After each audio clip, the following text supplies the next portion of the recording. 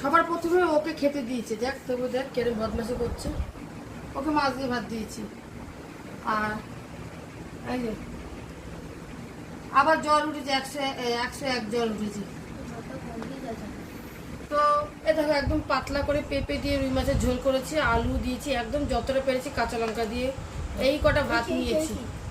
তো এই দিয়ে ওকে আমি কটা খাইয়ে দেবো, তারপরে গিয়ে আমরা খাবার। সত্যি আমি খেয়ে না একটু বিছানার মধ্যে আর কি বলবো শুতে চাই। কাল রাতে ঘুমোইনি তো, শরীর একদম ভালো লাগে না। সারাদিন ঘুমিয়েছি, ওকে ওষুধ খাইয়েছি, ওখানে গিয়েও ঘুমিয়ে পড়েছি হসপিটালে।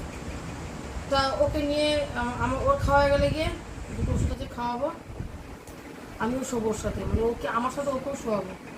ওর চোখ মুখ দেখো এরকম হয়ে গেছে মস্ত।